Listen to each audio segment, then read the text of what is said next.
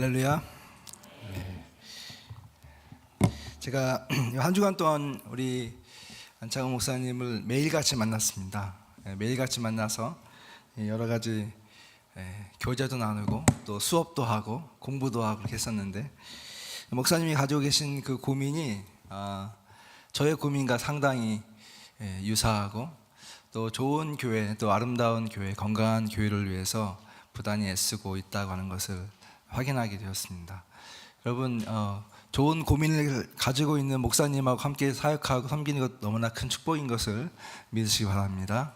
그리고 제가 두 번째 이 교회에서 예배를 드리는데, 오늘도 예배를 드리면서 참 많은 성령님의 은혜와 또 그 기쁜 터치하심을 좀 느끼는 것 같아요. 그래서 우리가 좀 좋은 것은 좋다고 이야기하는 게 참 좋습니다. 그렇죠? 우리 옆에 있는 분들에게 우리 교회 참 좋은 교회입니다 한번 인사하시죠. 네, 살아있는 교회입니다. 더 좋은 교회 만듭시다. 네, 잠깐 기도하겠습니다. 하나님 아버지, 감사합니다. 오늘 이렇게 주님께서 너무나 주님께 사랑하시고 기뻐하시는 주님의 몸된 교회에 와서 또 말씀을 나누게 하시니 감사합니다. 사랑하는 우리 안창훈 목사님과 우리 장로님들과 모든 재직들, 또 성도 한 사람 한 사람 위에 주님 오늘 말씀하여 주시고 또 기름 부어 주셔서 오늘의 말씀이 아버지 하나님 주님의 말씀이 되게 하여 주시고, 우리 교회를 향하여서 주님이 뜻하신 것이 무엇인지를 발견하고 또 더욱더 주님의 마음을 시원케 해드릴 수 있는 그런 귀한 공동체 될 수 있도록 축복하여 주옵소서. 부족한 종의 모습을 가려주시고 주님께 함께 하실 믿고 감사하며 예수님 이름으로 기도드렸습니다. 아멘. 여러분, 2008년도에 그 영국의 BBC라고 하는 공영방송이 있는데, 거기서 믿기 힘든 뉴스가 하나 증거가 되었습니다. 그것은 중앙 러시아에 있는 한 정교회, 러시아 교회인데 200년이 넘게 그 자리에 있었던 유서 깊은 교회 건물이 눈 깜짝할 사이에 사라져 버린 것입니다. 근데 그러면서 어떻게 이런 일이 발생했는가, 그런 뉴스를 보도를 했습니다. 여러분, 혹시 데이빗 카퍼필더라고 하는 마술사를 아십니까? 아시면 조금 젊으시고 모르시면 약간 세대가 오래되신 거예요. 그런데 굉장히 세계적으로 유명한 그 마술사인데, 이 사람이 어느 날 텔레비에 나와서 본인이 뉴욕에 있는 자유의 여신상을 사라지게 하겠다, 그렇게 해서 그것이 생중계가 된 적이 있었습니다. 제가 그걸 봤는데 너무나 깜짝 놀랐어요. 진짜로 TV로 중계를 하고 있는데 자유의 여신상이 사라져버린 것입니다. 그리고 자유의 여신상이 있던 그 자리를 비행기가, 헬기가 지나갔는데 없는 거예요. 조금 있다가 중국에 있는 만리장성을 없애겠다고 하는 거예요. 그래서 정말 만리장성의 그 일부분을 사라지게 하는 그런 마술을 했습니다. 근데 혹시 여러분 최근에 뉴욕에 갔다 와 보신 분 계십니까? 중국에 갔다 와 보신 분 계십니까? 거기에 자유의 여신상이 지금 없습니까? 있죠. 네. 마술사는 잠깐 우리의 눈을 현혹시켜서 안 보이게 할 수는 있지만, 그러나 완전히 사라지게 하지는 못하는 것이죠. 근데 이 정교회는 실제 마술이 아니라 실제로 물리적인 교회 건물이 감쪽까지 사라진 것입니다. 어떻게 이런 일이 발생했는가, 이것을 조사하기 시작했는데, 그걸 조사해 보니까 다름이 아니라 이 교회가 한 200년 전에 세워져서 그 지역에서 아주 좋은 역할을 하다가 점점 성도들이 없어지고 약해져 가고 재정이 없어지면서 그 정교회 본부에서 이 교회를 클로징을 한 겁니다. 그래서 어떻게 하면 이 교회를 다시 살릴 수 있을 것인가, 좋은 방편이 나오면 다시 교회를 다시 오픈하자, 이런 상황에 있었는데, 그 사이에 누군가가 교회 빨간 벽돌로 지은 교회 건물을 해체하기 시작한 겁니다. 그리고 그 벽돌을 해체해서 그 지역에 있는 건축 산업자에게 거기서 팔아 넘긴 것입니다. 그 벽돌 하나의 가격이 1루블, 우리 돈으로 하면 4센트 정도 되는 돈인데, 그 돈을 벌기 위해서 사람들이 모여서 몰래 벽돌을 허물고 그 나중에는 이제 많은 사람들이 참여를 해서 그 교회를 해체했겠죠. 그러다 보니까 그 유서 깊은 200년 된 교회 건물이 눈 깜짝할 사이에 없어지는 그런 폐허가 되는 그런 일이 발생했다라고 하는 것이죠. 여러분, 저는 이 웃지 못할 이 기사를 이렇게 읽으면서 와, 이 벽돌 하나가 가지고 있는 위험성이 얼마나 큰가라고 하는 생각을 해 보았습니다. 사실 처음에 누군가가 이 벽돌을 훔쳐 가려고 했을 때에는 눈에 띄지 않게 어두운 밤에 몰래 와서 벽돌을 허물지 않았겠어요? 그런데 이것이 공론화가 되고 이것이 돈이 된다고 하는 것을 알게 되니까 더 많은 사람들이 달라붙어서 이 교회 건물을 통해서 자기의 욕심을 채웠을 것이다. 여러분, 교회란 무엇인가를 여러분과 오늘 제가 나누려고 하는데, 오늘 본문에서 주님께서는 교회에 대해서 이렇게 말씀을 하고 계십니다. 내가 이 반석 위에 내 교회를 세우리니 음부의 권세가 이기지 못하리니. 너무 유명한 말씀이시잖아요. 찰스 스윈돌 목사님은 이 말씀을 주석하면서 이 말씀에는 굿뉴스와 배드뉴스가 함께 있다 이렇게 이야기를 했습니다. 굿뉴스라고 하는 것은 예수님 말씀하신 것처럼 주님께서 세우신 이 교회는 어떠한 적대적인 세력이 도전을 해와도 결국 그 세력이 굴하지 않고 하나님의 교회는 성장할 것이다. 이런 면에서 교회의 이 말씀은 굿뉴스다 이렇게 이야기를 했어요. 근데 동시에 나쁜 소식은 주님의 교회를 무너뜨리기 위해서 사단의 노력 또한 끊임없이 이루어질 것이다 라고 하는 그 내용이죠.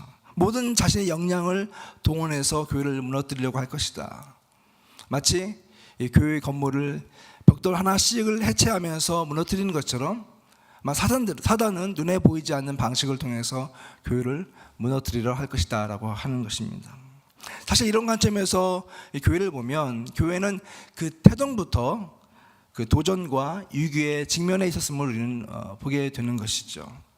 여러분, 우리는 교회가 얼마나 연약한 공동체인가라고 하는 것을 사실 우리의 삶을 통해서 많이 경험하게 됩니다. 교회 하나를 무너뜨리기 위해서 사단이 어떻게 벽돌 하나하나를 눈에 보이지 않게 해체시키는가라고 하는 것을 사실 우리는 오늘날 어렵지 않게 보게 되는 것 같습니다. 저는 그 어릴 때 교회를 시골에서 다녔는데요. 제가 처음 교회를 다녔던 교회가 천막교회를 다녔습니다. 혹시 여러분 연세 드신 분이 계신데 천막교회 다녀보신 분 계십니까? 몇 분 계신 것 같은데 사실 제가 그렇게 나이가 많지는 않습니다. 그런데 이제 저희 동네 시골 동네에 이제 어떤 전사님이 교회를 개척하신 거예요. 그래서 이제 천막을 치고 말 그대로 어떤 공터에서 예배를 드리기 시작했는데 뭐 어릴 때 놀 게 없으니까 이제 거기에 친구들이랑 같이 갔던 것 같아요. 근데 그 교회가 조금 시간이 지나고 나니까 그 천막에서 조금 교회가 부흥해서 마을에 있는 아주 조그만 창고로 교회가 이전을 했습니다. 지금도 그 창고가 기억이 나요. 뭐 정말 보잘것없는 그런 창고였는데 거기서 이제 예배를 드리고 좀 시간이 지나서 몇 년 정도 시간이 지나서 교회가 전도를 많이 하고 그래서 좀 부흥이 됐던 것 같아요. 그래서 그 창고 뒤에 있던 큰 공터를 사서 거기에다가 아담하고 또 아름다운 교회를 건축을 했습니다. 그리고 저희 어머니 손을 붙잡고 그 교회를 다녔던 기억이 나요. 그래서 뭐 철야기도라든가 또 새벽기도라든가 그런데 가서 어머니 기도하실 때 어머니 그 발을 베고 이게 어린 꼬마가 잠을 잤던 그런 기억이 지금도 생생합니다. 초등학교 6학년 때 제가 서울로 이제 전학을 왔는데요. 그때는 시골에서 막 올라왔으니까 가정적으로 경제적으로 굉장히 좀 어려운 그런 시기였습니다. 그래서 정말 아무것도 모르는 촌놈이 서울에 와가지고 학교에 갔더니 다 저를 놀리는 거예요. 그리고 생긴 것도 좀 촌스럽게 생기고 말도 사투리하고 선생님이 뭐 시키면 저 거시기 뭐 이렇게 이야기했더니 막 아이들이 저를 보고 막 놀리는 그런 일들이 있었어요. 굉장히 좀 정서적으로 막 안정되지 못하는 그런 시점이었는데 그때 저를 붙잡아 준 것이 뭐냐면 바로 교회였습니다. 교회에 갔더니 참 저를 잘 대해주는 거예요.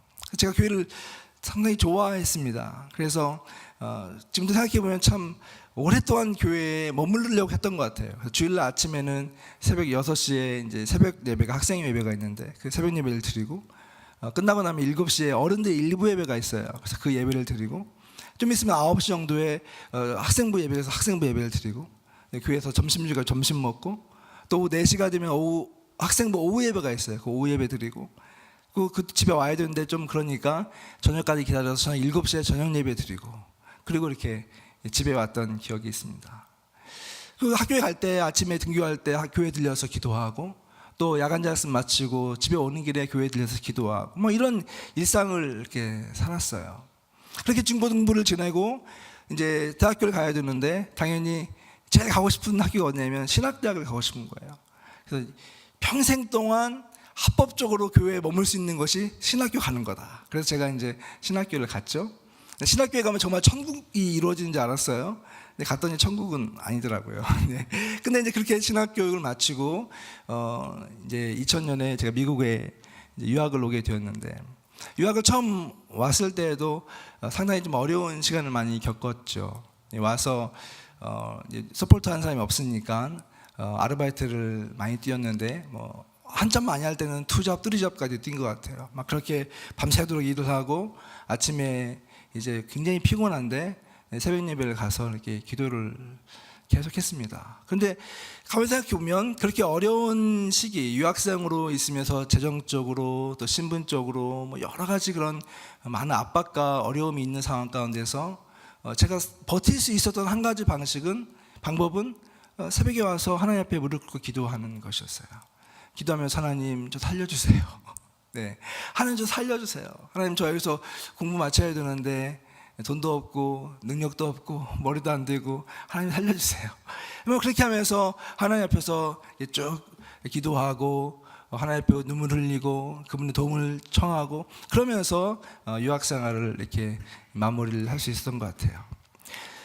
여러분 제가 미국에서 별로 오래된 시간은 아니지만 이렇게 신앙생활하면서 성도들을 한 명씩 두 명씩 만나보면 그 성도들의 삶의 그 여정들이 저 굉장히 비슷해요. 예, 처음에 이민을 와서 이민자로서 불안한 상황 가운데서 이 교회 공동체를 통해서 우리의 신앙과 또 우리의 정서적인 부분과 우리의 삶의 많은 부분들이 이 교회가 있었기 때문에 사실은 버티고 견디고 또 이겨낼 수 있는 그런 고백을 하는 성도들을 저는 상당히 많이 보았습니다. 여러분 그런 의미에서 교회 공동체 이것은 우리의 사랑이고 또 소망이고 동시에 우리의 아픔이기도 합니다. 왜냐하면 오늘날 우리가 그렇게 사랑했던 이 교회가 어느 때보다 더 큰 위기 가운데 봉착해 있기 때문에 그렇습니다. 거대한 그런 사회 문화적 변동 속에서 교회가 갈 길을 잃어버리고 젊은이들이 교회를 떠나고 그리고 교회에 다니고 있던 성도들조차도 많은 실망을 하고 교회를 떠나가는 그러한 현실을 오늘 우리는 경험하고 있기 때문에 그렇습니다. 세상의 유일한 소망이고 또 대안적 공동체였던 교회가 이렇게 추락해가는 오늘날의 모습을 보면서 미국 유명한 목회자죠 빌 하이벨스 목사님이 이런 이야기를 했었습니다. 교회의 아름다움은 어디로 사라진 걸까? 왜 현대교회는 그토록 선하고 아름다운 힘이 보이지 않는 것일까? 과연 크리스천 공동체는 그 잠재력을 다시 실현시킬 수 있을 것인가? 사실 이러한 고백은 저 개인의 고백이기도 하고 또 고민이기도 했던 것 같습니다.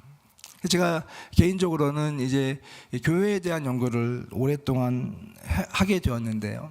무엇보다도 이 시대에 하나님께서는 과연 어디에 계신가, 어떤 교회를 사용하고 계시는가 이런 것이 굉장히 궁금했던 것 같습니다.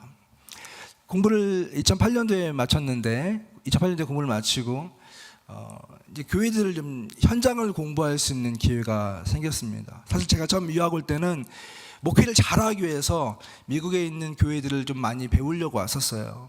근데 8년 동안 공부하면서 한 번도 다른 교회를 가본 적이 없었습니다. 두 교회에서 섬기면서 계속 주일날 한인교회를 섬겼고요. 그리고 이제 학위를 마치고 학교에서 일을 시작하면서 이제 저에게 시간이 주어서 그때부터 제가 다니고 싶었던 이제 교회들을 유명한 교회들, 이름 있는 교회들, 막 그런 교회들을 막 다니기 시작을 했었습니다. 어떤 교회는 막 어마어마하게 크고 의리의리하고 뭐 엄청난 그런 교회들도 봤는데, 근데 그런 교회들 보니까 한쪽 마음속에서는 너무 그 교회가 큰 거예요. 이렇게 큰 교회는 아무나 할 수 있는 교회가 아니지. 그러면서 이제 제가 일했던 학교 그 주변에 있는 교회들을 다녀보았는데, 그 교회들은 다 교회 이름 앞에 First라고 하는 이름이 붙어 있습니다. The First Methodist Church, First Presbyterian Church, First Congregational Church, First Baptist Church. 이게 뭘 의미하는 거냐면, 미국에서는 어느 한 지역이 개발이 되면 그 지역에 가장 먼저 세워진 교회를 제1교회라고 명명을 했어요. 그리고 그 옆에 교회가 새로 개척이 되면 제2교회, 뭐 이런 게 전통이었는데, 그만큼 전통적인 그런 대표적인 교회들이 주변에 있었던 것이죠. 너무너무 의리의리하고 아름다운 교회 건물들. 근데 그 교회를 딱 갔는데 너무나 충격을 받은 거예요.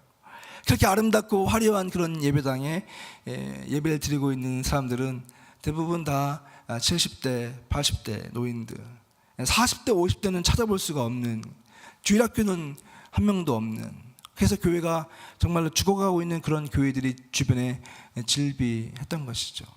이 갭이 너무너무 큰 거예요.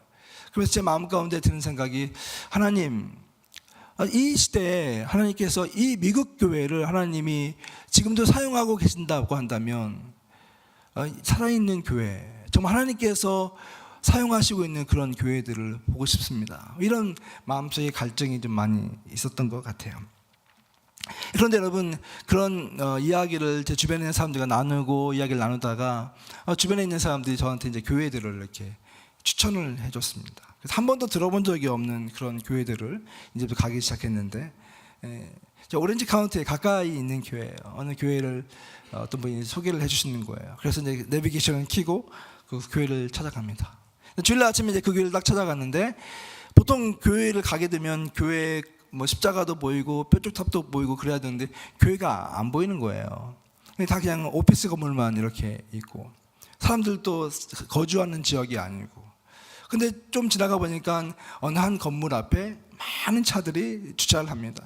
주차 공간이 없어서 이제 길거리에 스트리트 파킹을 이렇게 하고 있는데, 저기가 이제 주소가 보니까 그 교회인 거예요. 그래서 저도 스트리트 파킹을 하고 이제 교회 예배당을 딱 갔는데, 오피스 건물이고, 근데 예배당 문을 열어주질 않고 사람들이 그 예배당 앞에서 로비에서 이렇게 서서 몇십 명이 서서 기다리고 있는 거예요. 좀 이따가 예배가 시작되기 10분 전에 문을 딱 열어줬는데, 그 예배당 안으로 이제 들어가게 됐죠. 들어갔더니 순식간에 한 400석 되는 자리인데 자리가 가득 차고 약간 깜깜하고, 그리고 구석구석에 십자가가 놓여져 있고 초가 놓여져 있고, 그 무대 스테이지가 이렇게 있는데, 이제 좀 이따가 사람들이 가득 찬 거예요. 그리고 예배가 시작됐습니다. 그런데 여러분, 그런 거 있죠. 왜 어떤 곳에 딱 앉았는데 음악이 탁 연주가 됐는데 뭐가 확 밀려오는 거, 이러면 느껴보셨습니까? 혹시 여러분, 나는 가수다 이런 거 보다가 눈물 착 흘린 적 있습니까? 네. 네. 가끔씩 그런 경험이 있잖아요. 딱 앉아 있는데 거기서 필링이 확 오는데 느낌이 뭐였냐면, 이 교회 살아있다, 그런 느낌이 드는 거예요.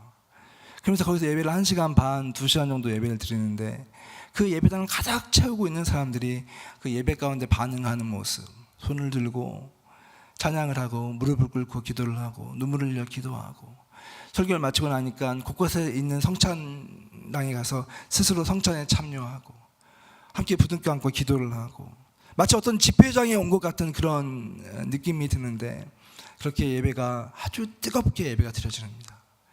그리고 주변을 보니까 그 예배에 참석했던 대부분의 사람들은 다 20대 청년들이었어요.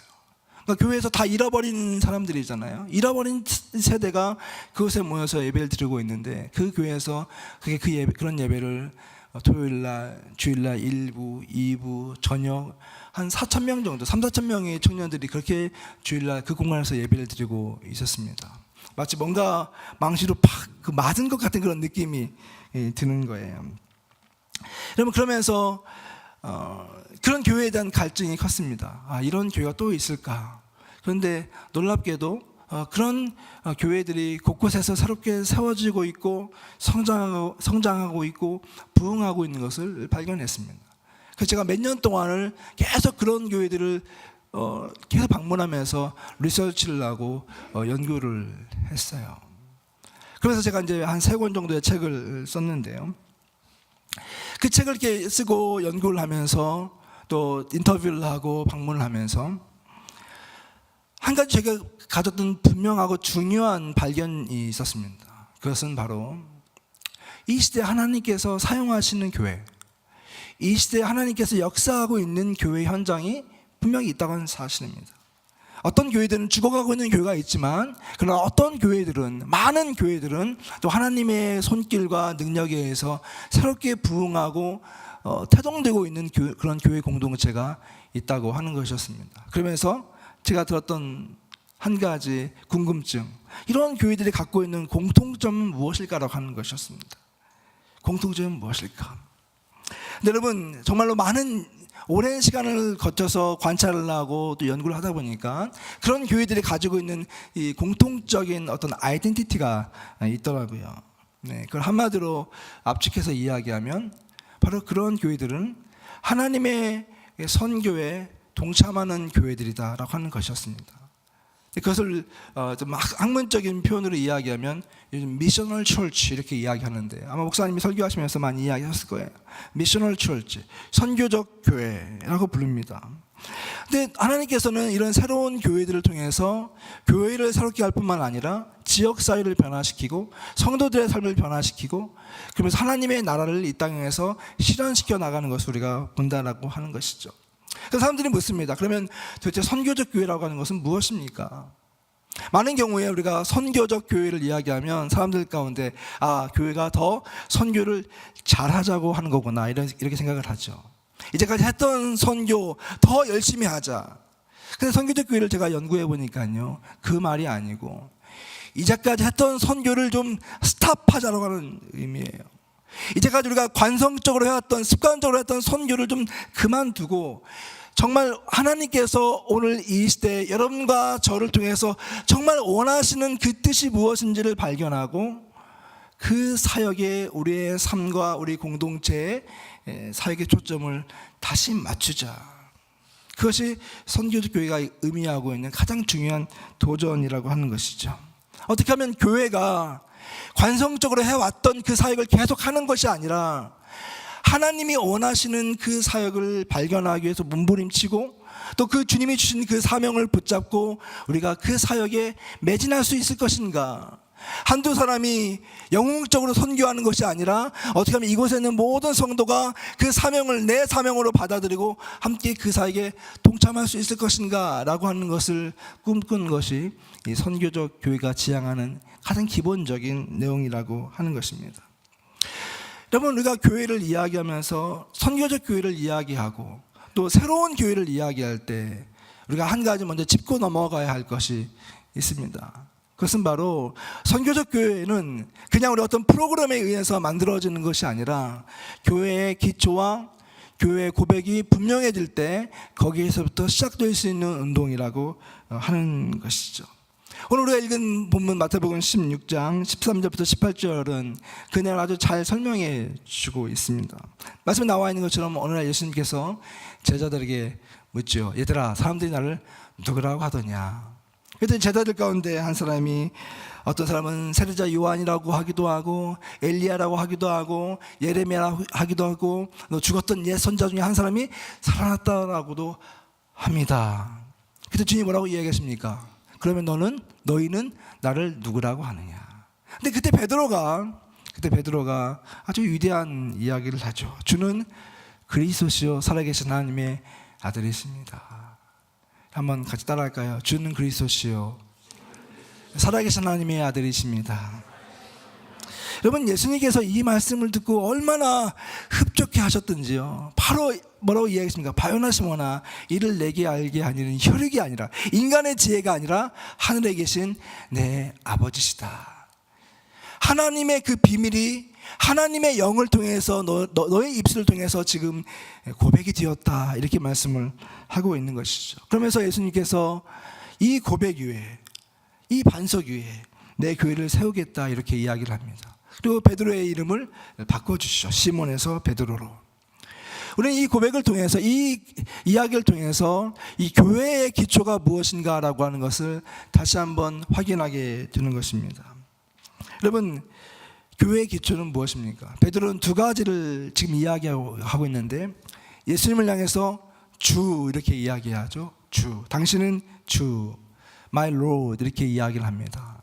우리가 잘 아는 것처럼 이 주라고 하는 이 단어, 이 크리오라고 하는 이 단어, 큐리어스라고 하는 이 단어는 당신이 나의 주인입니다라고 하는 것을 의미하는 거잖아요. 당신과 나의 관계가 당신은 주인이고 나는 종입니다. 근데 이 원어적인 표현을 들어가 보면 이 안에 당신은 나의 하나님이십니다 이 표현이 들어가 있어요. 당신이 나의 하나님이시기 때문에 당신은 나의 주인이십니다라고 하는 고백을 하고 있는 거예요. 두 번째로 베드로는 또 뭐라고 이야기하고 있냐면 주는 그리스도시요 이렇게 이야기합니다. 그리스도. 이 크리오라고 하는 단어에서 파생이 된 단어인데요. 이 단어는 구약으로 가게 되면 같은 단어가 있습니다. 그것은 메시아라고 하는 단어입니다. 메시아는 뜻이 무엇입니까? 그것은 기름 부음을 받은 자라고 하는 뜻이잖아요. 우리 잘 아는 것처럼 구약에서 기름 부음을 받는 사람은 세 종류의 사람이 있었어요. 왕과 제사장과 선지자들이었습니다. 이 기름을 부을 때 그것은 두 가지 의미가 있었는데, 첫 번째로는 이 사람이 기름 부음을 통해서 그 역할을 감당할 수 있다라고 하는 것을 선포하는 의미가 있었고, 또 하나 다른 의미는 뭐냐면 이 기름 부음을 통해서 실제로 이 사람이 그 사명을 감당할 수 있는 주의 능력이 임한다라고 하는 뜻이 있었습니다. 그래서 오랫동안 이 메시아라고 하는 이 단어는 고유명사가 되어서 하나님께서 기름 붓는 자, 그를 통해서 우리의 민족이 해방되고 진정한 구원을 얻을 수 있는 그 메시아, 그 구원자를 이들은 기다리고 있었다고 하는 것이죠. 이 베드로가 주님께 당신은 나의 주님이시오, 당신은 우리가 기다려왔던 그 메시아, 그 구원자라고 고백을 하고 있는 거예요. 근데 여러분, 이 고백이 너무나 놀라운 고백이었고 또 하나님의 아들 예수 그리스도를 묘사하는 가장 적절한 그런 표현이었다라고 하는 것이죠. 그래서 주님께서 뭐라고 말씀하십니까? 이 반석 위에, 베드로의 그 고백 위에 내 교회를 세우겠다 이렇게 말씀을 하고 있는 것입니다. 여러분, 교회 갱신의 대가인 하월드 스나이더라고 하는 사람은 이 구절을 연구하면서 이 고백을 향해서 The Great Confession 이렇게 표현을 했습니다. 위대한 고백이다. 그 고백 속에서는 주님이 이 세상의 주인이시고 주님이 우리의 구원자이시고 우리의 해방자이시다라고 하는 그 고백이 세워져 있다라고 하는 것입니다. 여러분, 우리가 교회를 이야기하면서 교회의 기초는 무엇입니까? 이것을 고백하는 교회예요. 예수 그리스도가 우리의 주님이시고 우리의 구원자이시고 우리의 해방자라고 하는 이 고백을 하고 있는 이 주님의 백성들의 공동체가 바로 교회라고 주님 우리에게 이야기하고 있는 것입니다. 저는 이 말씀을 준비하면서 바로 이 지점에서 오늘날 우리 교회에 비극이 있지 않나 그런 생각을 해보았습니다. 여러분, 교회를 가보세요. 모든 교회들은 다 하나같이 이 고백을 하고 있습니다. 예수가 우리의 주인이시고 우리의 구원자이시고 우리의 해방자라는 고백을 다 해요. 근데 실제로는요, 겉으로는 그렇게 고백을 합니다. 그래서 선포를 합니다. 근데 그 실제로는요, 그들의 삶은요, 그들의 교회 공동체의 모습은요, 여러분, 우리의 고백과 우리의 신앙이, 우리의 공동체가 정말 이 고백 위에 기초해져 있다면, 여러분, 예수 그리스도의 DNA가 우리 속 가운데 깊이 박혀 있다면, 여러분, 오늘날 우리의 교회의 모습은 우리가 경험하고 우리가 보는 것과는 상당히 많이 다를 거라는 생각이 들어요. 여러분, DNA는 우리를 형성시키는 것이거든요. 어제 저희 이제 큰아이가 대학교를 갔습니다. 그래서 이제 제가 좀 바빠서 아이를 좀 못 도와주고 집사람이 아이랑 한 일주일 동안 계속 짐을 싸고 뭘 사고 막 그러더라고요. 그래서 이제 금요일 날 밤에 차에다가 짐을 막 가득 싣고 자전거를 싣고 그리고 이제 올라갔어요. 학교 멀지 않아서 한 2시간 정도 걸리는 곳이어서 차를 타고 이제 쭉 올라가는데, 이제 오랜만에 아이를 보니까 이 아이가 이제 가면은 물론 뭐 2시간 거리니까 지 말로는 매주 온다고 하는데 그 매주 오겠어요? 그 말이 그렇죠. 그래서 이제 헤어지는구나 마음이 짠하더라고요. 기특하기도 하고. 그래서 이제 차를 가지고 학교에 갔더니 뭐 저와 같은 부모님들이 뭐 뭐 엄청 많이 왔어요. 그래서 아이를 내려주고 기숙사에 짐을 내리는 데만 한 두어 시간 이제 걸렸습니다. 프로세스가 있어서. 그리고 이제 짐을 다 내려놓고 아이가 있을 기숙사에 들어가야 되니까 이제 문을 열고 이제 한번 가봤어요. 막 짐을 정리하고. 근데 그 방에 3명의 남자애들이, 신입생들이 있는데 제가 깜짝 놀란 것은 이제 가기 전에 이제 사진 같이 찍자. 그래서 아이들 셋을 세워놓고 사진을 딱 찍으려고 했더니 다른 아이들의 키가 저희 아이보다 머리 하나씩은 더 있는 거예요. 그래서 상당히 제가 충격을 받았습니다. 그래서 이제 어쨌든 사진을 찍어주고 집에 오면서 제가 집사람한테 다른 애들 진짜 키 크다 그랬더니 집사람이 뭐라고 했겠어요? 누구 닮아서 그래? 네. 아빠 닮아서 그런 거죠. 저희 집사람 쪽은 키가 다 크거든요.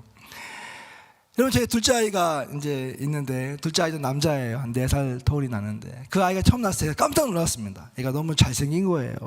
너무 이목구비도 뚜렷하고, 이제 이 아이 장래가 너무 촉망이 되는 거예요, 아이가. 근데 어릴 때부터 이제 아이가 이제 뒤에서 음악을 틀어주면 형이랑 같이 노래를 같이 부르는데, 뭐 동요도 틀어주고, 뭐 같은 음악도 틀어주잖아요. 근데 애가 어릴 때부터 화음을 넣는 거예요, 화음을. 그래서 이 음악 천재가 나타났나 보다. 근데 나중에 알고 보니까 이 음치예요. 노래를 잘 몰라. 그리고 애가 커가면서 말을 하는데 애 목소리가 허스키예요. 예. 이러면 애기가 허스키한 목소리 들어보셨어요? 근데 누구 닮아서 그랬겠어요? 예. 아빠 닮아서 그런 거예요. 예. 여러분, 요즘 집사람이 이제 좀 정신이 좀 들었는지 시간이 지나면서 자꾸 아이들이 뭐 문제가 있으면 자꾸 그거를 제 탓을 해요. 예. 아빠 탓이다. 아빠 닮아서 그렇다. 억울한 면도 있지만 그런데 가만히 생각해 보면 사실 그렇습니다.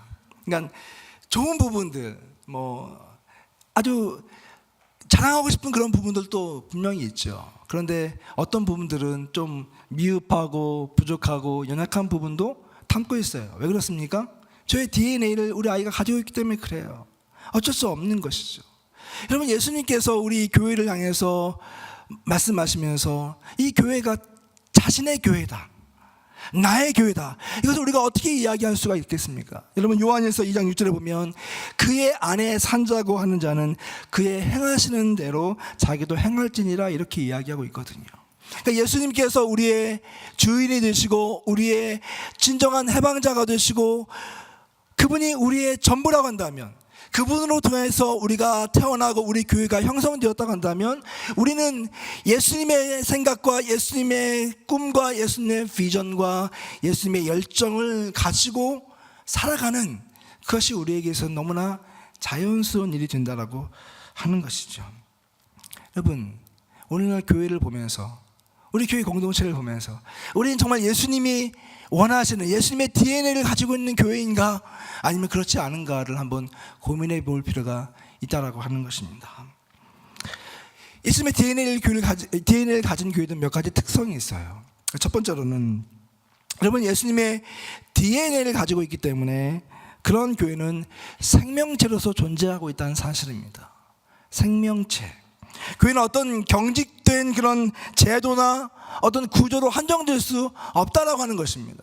생명이 우리 가운데 있기 때문에, 올게닉한 그런 유기체이기 때문에 교회는 스스로 생명력을 가지고 성장하고 변화하고 발전하고 적응하고 나아간다라고 하는 것입니다. 제가 가끔씩 어떤 세미나를 가거나 이런 강의를 할 때 보면 어떤 분들이 저한테 그런 얘기를 해요. 교회는 절대 변해서는 안 된다. 교회는 절대 변해서는 안 되는 조직이다, 이렇게 이야기하는 경우가 종종 있습니다. 아마 본인이 경험했던 교회, 내가 평생 출석했던 그 교회의 어떤 그 모습을 그대로 유지하고 싶은 마음이 강했을 것 같아요. 아마 너무 교회를 사랑하기 때문에 그런 말씀 하시는 것 같아요. 근데 여러분, 그거 아세요? 우리가 경험하고 우리가 평생 동안 익숙해져 있는 예배와 교회라고 할지라도 그것은 주님께서 우리에게 주신 그 형태가 아니라고 하는 것입니다. 1세기 때의 교회와 2세기 때의 교회와 3세기 때의 교회와 5세기 때의 교회와 10세기 때의 교회와 15세기의 교회와 20세기의 교회와 21세기의 교회가 계속해서 변화하고 있다고 하는 거예요. 왜 그렇습니까? 그것은 예수님께서 오늘 우리에게 생명을 주시고 씨앗을 주셨는데, 그 생명과 씨앗을 통해서 우리는 끊임없이 변화하고 끊임없이 새로운 환경 가운데 적응하면서 그리스도의 복음을 커뮤니케이션하고 증거할 수 있는 그런 사명 공동체이기 때문에 우리는 하나의 정형화된 모습으로 머물 수 없다라고 하는 거예요. 제가 이 교회 와서 예배를 드리면서 감사한 것은 이 교회도 보니까 예배가 예전과는 많이 달라졌을 것 같아요. 15년 됐다고 하는데 15년 전 예배하고 지금의 예배하고 많이 달라졌을 것 같아요. 변화를 두려워하지 않고 뭔가 더 영적이고 더 하나님께서 일하실 수 있는 그런 공동체를 만들기 위해서 몸부림치는 것은 우리에게 필요하다고 하는 거예요. 두 번째로 중요한 것은 무엇입니까? 그런 의미에서 교회의 모든 사역과 행위는 예수 그리스도를 본받고 또 그분이 주신 사명을 이뤄가는 것에 초점을 맞춰야 된다라고 하는 것이죠. 오늘 우리가 읽은 또 하나의 본문 요한복음 20장 21절 말씀, 아버지께서 나를 보내신 것 같이 나도 너희를 보내노라. 여러분, 스나이더는 이것을 해석하면서 The Great Identification, 위대한 동일시다, 이렇게 해석을 했습니다. 우리의 아이덴티티, 우리가 아이덴티파이 되는 그 예수님의 그 사명이 어디에서 있냐면 바로 이 말씀에서 드러난다고 하는 것입니다. 마태복음 18장 20절에 보면 두세 사람이 모인 곳에, 두세 사람이 내 이름으로 모인 곳에 내가 그들 중에 있느니라, 이렇게 주님이 말씀하고 있거든요. 여러분, 교회는 어떤 건물이 아니고 어떤 장소가 아니고 어떤 의식이 아니에요. 교회는 무엇입니까? 사람이에요. 예수님을 주로 고백하는 그 사람들의 공동체가 바로 교회라고 주님은 우리에게 말씀하고 있다고 하는 것이죠. 만약 우리의 이 교회에 대한 관점을 좀만 확장할 수 있다면 교회라고 하는 것은 여러분이 머물고 있는 집이 교회가 될 수가 있고요, 성도들 함께 모이는 카페가 교회가 될 수 있고요, 또 여러분이 일하는 직장이 교회가 될 수 있다라고 하는 거예요. 그곳에서 예수님을 예배하고 주님의 살아계심을 높여드리고 주님이 우리에게 원하시는 것이 무엇인가를 꿈꾸고 그것을 위해서 살아가는 성도들의 공동체와 숨결과 노력이 있다면 그것은 바로 그 자체가 교회라고 할 수 있다라고 하는 것이죠. 여러분, 그런 의미에서 교회라고 하는 것은 그리스도와의 위대한 동일시는 예수 그리스도가 오늘 우리 공동체 가운데 함께 계시다라고 하는 것을 확인하는 작업이에요. 아무리 많은 사람들이 모여 있어도 주님이 우리 공동체 가운데 함께 계시고 그분이 우리의 주인이시고 우리의 구세주이시고 우리의 해방자라고 하는 그 고백이 확고하지 않다면 그것은 가짜 교회일 수도 있다라고 하는 것이죠. 여러분, 오늘 이 말씀, 아버지께서 나를 보내신 것 같이 나도 너희를 보내노라 하는 이 말씀이 왜 이렇게 중요한 말씀일까요? 예수님이 이 말씀을 하시기 전에요, 요한복음 13장에 보면 예수님이 제자들에게 새 계명을 주십니다. 근데 그 새 계명이 무엇입니까? 서로 사랑하라 라고 하는 계명이었어요. 얘들아, 내가 이 세상 떠나기 전에 너에게 새로운 계명을 주마. 너희 서로 사랑해라, 이 말씀을 하시거든요. 그리고 요한복음 15장에 넘어가게 되면 나는 포도나무에 너희는 가지다, 이렇게 말씀을 하십니다. 그래서 내 안에 머물러 있고 사람이 내 안에 머물러 있고 내가 그 사람 안에 머물러 있으면 그때야 비로소 많은 열매를 맺게 될 것이다 라고 이야기를 하고 있거든요. 너희는 나를 떠나서는 아무것도 할 수 없다, 이 말씀을 하십니다. 여러분, 교회가 교회 된다고 하는 것은 바로 이 두 가지, 성도들이 서로 사랑하는 것, 우리 가운데 있는 담을 허물어뜨리는 것이 첫 번째 중요한 요소예요. 여러분, 옆에 있는 사람을 사랑하십니까? 한번 옆에 있는 사람 보세요. 사랑스럽습니까? 좀 아니면 사랑하세요. 네. 여러분 마음 가운데 사랑할 수 없는 사람이 있습니까? 주님의 계명을 어기는 거예요. 주님께서 뭐라고 말씀하시냐면 서로 사랑해라. 너의 생각과 너의 사상과 너의 어떤 철학과 사는 방식과 선택이 다르고 어떤 지향하는 바가 달라도 너 서로 사랑해라. 이것이 너에게 주는 새로운 계명이다. 두 번째로, 서로 사랑한 다음에 너희는 나와 꼭 붙어 있어라. 나는 포도나무고 너희는 가지다. 너희가 많은 열매를 맺기를 원한다면 나에게 꼭 붙어 있어라. 이거 주님 우리에게 하신 말씀 아니에요? 주님께서 이 말씀을 하시고 나서 십자가에 달려 돌아가셨어요. 여러분, 그리고 3일 만에 부활하신 그 주님께서 다시 이 공동체에 찾아오셔서 하신 말씀이 무엇입니까? 아버지께서 나를 보내신 것 같이 나도 너희를 보내노라, 그 말씀을 그때야 비로소 하시는 거예요. 너희가 서로 사랑하고 너희가 나에게 깊이 접촉이 되어 있은 다음에, 그리고 부활하신 그 주님을 만나면 그때야 비로소 너희가 세상으로 보냄을 받는 존재가 된다, 이렇게 말씀하고 있는 거예요. 오늘 지난주에도 우리가 읽었지만 예수님께서 이 말씀을 하시고 난 다음에 제자들에게 숨을 내쉬고 말씀하십니다. 성령을 받아라. 사도행전 1장 8절에 있는 것처럼 오직 성령이 너희에게 임하시면 너희가 권능을 받고 예루살렘과 온 유대와 사마리아와 땅끝까지 이르러 내 뭐가 된다고요? 나의 증인이 될 것이다, 주님께서 말씀하고 있는 거예요. 근데 여기서 말씀하시는 이 증인, 이 보냄받은 이 증인이라고 하는 이 사람들은 우리와 관계가 없는 어떤 특별한 사람들에게 해당되는 말이 아니라 바로 예수 그리스도를 주로 고백하고 예수를 주로 시인하는 모든 성도 한 사람 한 사람에게 동일하게 적용되는 그런 고백이고 도전이라고 하는 것입니다. 모든 성도들 향해서, 오늘 이곳에서 앉아서 주님을 나의 주라고 고백하는 모든 성도를 향해서 주님께서 공통적으로 하는 그 말씀, 너희를 세상에 보내노라, 주님 말씀하고 있는 거예요. 여러분, 우리는 이런 고백을 통해서 교회가 무엇인가를 더욱 선명하게 배우게 된다라고 하는 것이죠. 예수 그리스도와의 위대한 하나됨을 통해서 우리가 사명을 발견하고 그 사명을 품고 세상으로 보냄을 받은 존재가 바로 교회 공동체라고 하는 것이죠. 여러분, 마태복음 28장 18절부터 19절 20절 말씀에 보면 우리가 대유임령이라고 하는 그 말씀이 기록되어 있습니다. 그러므로 너희는 가서 모든 민족을 제자로 삼아 아버지와 아들과 성령의 이름으로 세례를 베풀고 내가 너희에게 분부한 모든 것을 가르쳐 지키게 하라. 너무 잘하는 말씀이잖아요. 근데 여기 한 가지 중요한 조건이 있어요. 이 모든 사명을 감당하기 위해서 뭘 해야 됩니까? 그러므로 너희는 뭐 하라고요? 뭐 하라고요? 머물어요? 가래요. 그러므로 너희는 가서 어디로 가요? 세상으로 가서, 세상 한복판으로 들어가서 거기에서 하나님의 증인됨, 하나님의 자녀됨을 너희가 드러내고 그것을 드러낼 수 있는 그런 삶을 살기를 우리 주님께서 원하신다고 하는 것이죠. 그런 차원에서 보면 교회는 이 끊임없는 순환이 일어나는 공동체예요. 바로 하나님을 믿는 주님의 백성들이 세상으로부터 구별됨을 받고 함께 모여서 주님을 예배하는 공동체가 교회 공동체이고요, 동시에 이 예배 공동체를 통해서 하나님을 만나고 하나님의 뜻을 발견한 이후에 다시 세상에 나가서 하나님의 빛과 소금의 역할을 감당하는 것이 바로 교회 공동체의 끊임없는 우리의 예배의 행위이며 삶의 행위라고 하는 것입니다.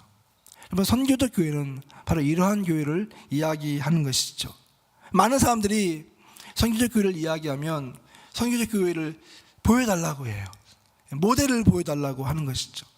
제가 강의를 하면서 사실은 그 고민이 저에게 있어서 어떻게 하면 어쩌면 더 그 연구를 더 열심히 했는지 모르겠습니다. 혹시 궁금하시면 제 책을 사서 보세요. 한 20개 정도 제가 케이스 스터디를 했어요. 근데 여러분, 이 교회, 선교적 교회, 정말 모든 성도들이 이 사명을 붙잡고 선교적 사명에 동참할 수 있는 이 교회는 한 가지 형태로 규정하는 것이 사실상 불가능한 것을 저는 느꼈습니다. 왜 그렇습니까? 하나님께서 그 주님의 그 살아계심을 우리 가슴속 깊이 각인시켜주고 우리가 그것을 깨닫는 순간 우리 각자에게 주신 그 소명과 부르심이 무엇인지를 발견하게 되기 때문에 그렇습니다. 우리 소명과 부르심을 발견하고 나의 삶의 현장 가운데서 어떻게 주님을 위해 살 것인가를 고민하는 성도들이 모이는 그 공동체, 그 공동체는 그 공동체별로 하나님이 주시는 그 사명을 발견할 수 있기 때문에 그렇습니다. 이렇게 우리 하나의 아름다운 교회 공동체로 모여서 예배를 드리고 있는데 이 교회 역시도 많은 교회들과 함께 똑같은 사역을 하는 것이 아니라 이 교회에게 주어진 독특한 사명과 부르심이 있기 때문에 우리 교회가 가지고 있는 자원과 그 사명과 그 역할을 통하여서 하나님 나라를 위해서 할 수 있는 공헌들이 정해져 있다고 하는 거예요. 그래서 이 세상에 많은 교회들이 필요한 이유는 무엇입니까? 모든 교회들이 각각의 부르심에 따라서 자기의 사명을 감당하기 때문에 그 각기 다른 사역들이 모여서 함께 모여 아름다운 하모니를 이루고 아름다운 모자이크를 이루게 되기 때문에 그렇다고 하는 것이죠. 오늘 우리의 가장 간절한 소망은 바로 그 주님의 소망이 무엇인지를 찾아내는 것이죠. 제가 교회를 연구하다가 LA에 있는 한 교회를 방문하게 됐는데요. 이 교회는 굉장히 유명한 교회였습니다. 원래부터 유명한 교회였고, 목사님이 아주 유명한 목사님이셨고, 목사님이 뭐 영화도 만들고 뮤직비디오도 만들고 의상도 만들고, 그래서 지금도 이 목사님은 예술적 감각이 뛰어나서 그 자기 옷을 자기가 디자인을 해서 입고 나와요. 그래서 어느 날 교회를 갔더니 하얀색 위아래로 이렇게 옷을 입고, 여러분 담임 목사님이 하얀색으로 위아래 입고 나와보세요. 뭔가 좀 이상하지 않습니까? 근데 그 목사님 너무 잘 어울리는 거예요. 너무 그 감각이 뛰어나서. 근데 그 교회가 너무 유명한 교회에서 제가 교회를 탐방할 때 가장 먼저 갔던 교회 중에 하나였습니다. 근데 그 교회를 딱 가고 제가 너무 실망을 했어요. 왜냐하면 벌써 한 10년 전 얘기죠. 교회를 딱 갔는데 그 예배당 앞에 젊은이들이 뭐 굉장히 많이 모여 있어요. 근데 거기서 미국 아이들은 이제 커피를 좋아하니까 커피를 다 나눠주고 커피 가지고 커피를 마시고, 예배 시간이 됐는데 이제 안으로 들어가잖아요. 근데 다 커피를 가지고 들어가는 거예요. 그리고 앉아서 이제 예배를 드리는데, 앞에서는 뭐 아주 화려한 그런 예배를 드리고 있는데 뒤에서는 아이들이 그 의자에 등을 기대고 다리를 꼬고 그리고 커피를 마시면서 예배를 보는 거예요. 마치 어떤 공연장에 와서 공연을 보는 것처럼. 그리고 헌금 드리고 나가더라고요. 아, 공연 드리고 가는구나. 그래서 제가 그 교회를 마음속에 지웠어요. 이 교회는 아니다.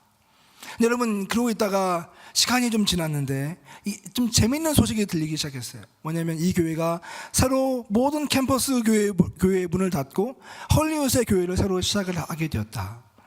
근데 그 교회에서 놀라운 일이 발생하고 있다고 하는 거예요. 그래서 제가 자료를 막 찾아봤더니 이 목사님이 한 8개, 9개 정도 이 교회를 멀티 사이트로 해서 교회를 이렇게 확장을 했는데, 그 교회들이 다 성장을 해서 한 8,000명 정도 성도가 모이게 된 거예요. 그러니까 여러분, 8,000명 정도 미국에서 교회 모이면 사실 엄청나게 성공한 교회 아닙니까?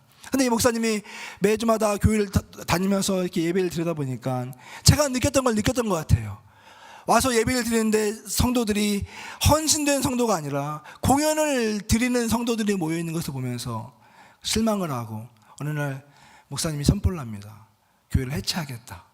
그래서 독립할 수 있는 교회는 독립을 시키고 클로징하는 교회를 클로징하고 교회를 클로징했어요.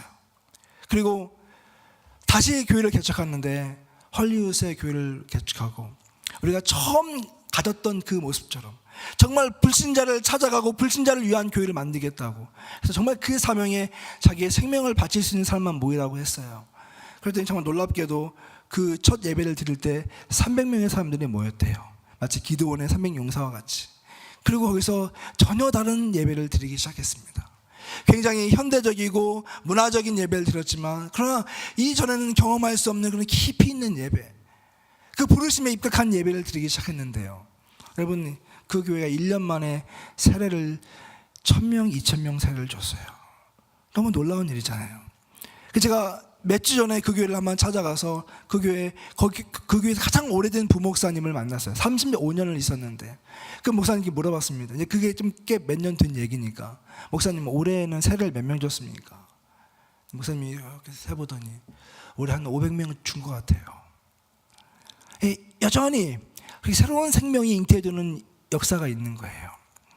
여러분, 제가 교회를 가서 예배를 드리면서 굉장히 감각적이고 굉장히 화려한 교회지만 그 전과는 전혀 다른 하나님을 향한 그런 헌신과 열정과 영혼을 향한 그 드려짐이 있을 때, 거기에서 불신자들이 주님께 돌아오고 다종교를 믿던 사람들이 회심을 하는 그런 일들이 매주마다 발생하고 있는 것을 보았습니다. 여러분, 우리가 교회가 살아있다라고 이야기할 때 살아있는 교회는 무엇을 의미하는 것일까요? 살아있는 교회는 사람이 주인이 되는 것이 아니라 성령님께서 주인이 되셔서 그분께서 드라이브 하시고 그분께서 일하시고 그분께서 자기의 살아계심을 증거하는 교회가 살아있는 교회 아닌가요? 우리의 힘으로는 불가능하고 우리의 힘으로는 아무것도 할 수 없지만 성령께서 임하셔서 그분께서 말씀하시고 그분께서 터치하시고 그분께서 일하신다면 그 어떤 사람이 이곳에 와서 변화되지 않은 사람이 있을까요? 여러분, 오늘날 우리는 너무나 이성적이고 너무나 합리적이지 않습니까? 너무나 우리의 계획 가운데 이 교회라고 하는 것을 가둬놓고 교회는 이래야 돼, 교회는 꼭 이 안에 있어야만 된다고 하는 그 틀 가운데 우리가 교회 사역을 가둬놓고 있지는 않습니까? 아니요, 교회는 우리가 생각하는 것보다 훨씬 더 크고 훨씬 더 자유롭고 하나님께서는 우리를 통해 더 크고 놀라운 일을 하기를 원하신다고 하는 것이죠. 우리 이 아름다운 이 교회 공동체를 통해서 주님께서 이렇게 15년 동안 아름다운 교회를 유지해오고 세워가신 것도 위대한 일이지만, 그러나 주님께서는 분명히 지금 우리가 생각하는 것보다 훨씬 더 큰 꿈을 꾸고 있지 않을까요? 이 교회 공동체를 통해서 주님이 정말 하고 싶어하는 것, 이 지역사회와 예수를 알지 못하는 많은 사람들을 향해서, 다음 세대를 향해서 주님이 원하시는 그런 꿈을 주님은 꾸고 있지 않을까요? 여러분, 우리가 주님 앞에서 정말 살아있고 깨어있다면 그 주님의 음성에 귀를 기울이셔야 돼요. 내 생각과 내 마음이 아니라 우리 주님이 무엇을 원하실까? 우리 교회 공동체를 통해서 우리 주님이 정말 하고 싶어 하신 것이 무엇일까? 그것을 찾는 것이 중요하다고 하는 것이죠. 말씀을 마무리하면서 제가 여러분, 이 교회를 다니다 보면 이제 성도님들 가운데서 그런 이야기 하신 경우가 있어요. 목사님, 진짜 도전이 되고 정말 감사한데요, 저 너무 늙었어요. 저 너무 힘이 없습니다. 제가 할 수 있는 게 별로 없어요. 이런 이야기 하시는 분들을 종종 만나봅니다. 정말 그렇습니까? 여러분, 제가 어느 날 글을 읽다가 아주 유명한 이야기인데, 호서대학교 설립자인 강석구 총장님이라고 하는 분이 쓴 글을 하나 읽게 되었습니다. 우리 반주자 혹시 있으면 반주 한번 해주실래요? 같이 하고 기도 좀 했으면 좋겠는데. 네. 이분이, 강석규 총장님이 95세에 정한 목표라고 하는 글이 있습니다. 한번 들어보세요. 이분이 이렇게 썼습니다. 나는 젊었을 때 정말 열심히 일했습니다. 그 결과 나는 실력을 인정받았고 존경을 받았습니다. 그 덕에 65세에 당당한 은퇴를 할 수 있었죠. 그런 내가 30년 후인 95살 생일 때 얼마나 후회의 눈물을 흘렸는지 모릅니다. 내 65세의 생애는 자랑스럽고 떳떳했지만 그 30년의 삶은 부끄럽고 후회되고 비통한 삶이었습니다. 나는 퇴직 후 이제 다 살았다. 남은 인생은 그저 생각으로 고통 없이 죽기만을 기다렸습니다. 덧없고 희망 없던 삶, 그런 삶을 무려 30년이나 살았습니다. 30년의 시간은 지금 내 나이 95세로 보면 3분의 1이나 해당하는 기나긴 시간입니다. 만일 내가 퇴직할 때 앞으로 30년을 더 살 수 있다고 생각했다면 난 정말 그렇게 살지는 않았을 것입니다. 그때 나 스스로가 늙었다고, 뭔가를 시작하기엔 늦었다고 생각했던 것이 큰 잘못이었습니다. 이제 나는 하고 싶었던 어학 공부를 시작하려고 합니다. 그 이유는 단 한 가지, 10년 후에 맞이하게 될 105번째 생일날 95살 때 왜 아무것도 시작하지 않았는지 후회하지 않기 위해서입니다. 여러분, 이분이 95세에 이 글을 썼는데요, 8년을 더 살고 103세의 나이로 세상을 떠났습니다. 여러분, 우리는 인생을 생각하면서 지나온 날보다 앞으로 살아갈 날이 훨씬 적구나, 혹은 나의 여러 가지 생각과 또 여건 때문에 하나님의 일보다는 닥쳐있는 현실에 더 매진할 때가 많이 있습니다. 여러분, 우리는 영혼을 사는 존재들이에요.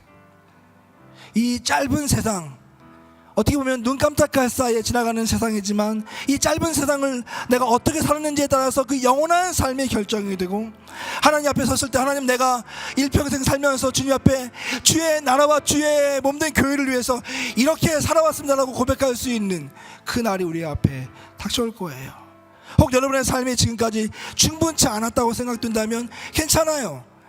지금부터 시작해도 괜찮아요. 정말 주님이 우리에게 원하시는 것이 무엇인지, 내가 주님 앞에 섰을 때 무엇으로 주님 앞에 나의 인생을 증명하고 무엇으로 주님 앞에 나의 삶을 드릴 수 있을지, 그것을 고민하시면서, 하나님, 비록 내가 힘이 없고 내가 가진 것 없고 내가 할 수 있는 것 많지 않지만 나의 남은 인생을 통하여서 주님 앞에 섰을 때 정말 잘했다, 착하고 충성된 종아, 이 말을 들을 수 있도록 하나님의 나라를 위해서, 몸된 교회를 위해서 그 그의 나라와 그의 의를 위해서 살아갈 수 있는 저와 여러분이 되기를 주의 이름으로 축원합니다.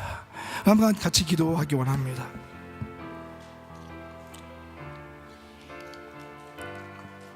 여러분, 이 시간 우리가 함께 기도할 때 그렇게 한번 기도했으면 좋겠습니다. 하나님, 나는 할 수 있는 것이 많지 않습니다. 나는 부족합니다. 그러나 주님, 나의 삶을 통하여서 주님께 영광을 올려드리고 주님이 기뻐하시는 삶이 되게 하여 주시옵소서. 우리 성도 한 사람 한 사람이 하루하루를 허비하는 것이 아니라 주님이 주신 그 부르심을 붙잡고 선교적인 삶을 살아가면서 우리 교회가 아름다운 선교적 교회가 되게 하여 주시고 하나님의 나라와 하나님의 의를 위해서 한 점을 찍고 한 획을 그을 수 있는 그런 교회 되게 하여 주시옵소서. 비록 지금은 작지만 우리 다음 세대를 위해서 꿈꾸면서 투자하고 또 함께 헌신하고 주님이 주신 그 부르심에 합당하게 응답할 수 있는 그런 교회 되게 하여 주시옵소서. 우리가 변화되게 하여 주옵소서. 살아있는 교회 되게 하여 주옵소서. 우리 한번 그런 마음을 가지고 한번 간절한 마음으로 같이 기도하기 원합니다. 같이 기도하겠습니다. 아버지 하나님, 감사합니다. 살아계신 주 여호와 우리 아버지 하나님, 우리에게 참 놀랍고 정말 귀한 사명과 소명을 주셔서 감사합니다. 아버지, 우리 같이 아무것도 할 수 없고 아무것도 드릴 수 없는 연약한 존재임에도 불구하고 주님께서 우리를 마다하지 않으시고 부족하다 말하지 않으시고 우리 이 연약한 모습을 받아주시고 제자 삼아주시고 자녀 삼아주시니 감사합니다. 아버지 하나님, 우리가 그 부르심 앞에 오늘 순종하기 원합니다. 하나님, 내 삶 가운데 있는 많은 문제들, 많은 도전들, 많은 아픔들, 그러나 아버지 하나님, 그것 때문에 우리가 주님의 일을 보지 못하는 일 없게 하여 주시고 우리의 믿음의 눈을 열고 영적인 눈을 열어서 하나님이 우리가 원하시는 것이 무엇인지 발견할 수 있는 시간 될 수 있도록 좀 축복하여 주시옵소서. 우리의 삶이 사명의 삶이 될 수 있도록 도와주시고 화려하지 않지만 아버지 하나님, 내놓을 것 많지 않지만 그러나 주님 보시기에 아름답고 선한 삶 살 수 있도록 도와주셔서 아버지 하나님, 이곳에 있는 우리 성도 한 사람 한 사람, 우리 늘 부르는 선교교회 모든 교회 공동체 한 사람 한 사람이 아름다운 교회 공동체를 세우고 서로 사랑하게 하여 주시고 서로 용서하게 하여 주시고 서로 하나 되게 하여 주셔서 주님이 원하시는 교회 될 수 있도록 축복하여 주시옵소서. 감사하며 예수님 이름으로 기도드렸습니다.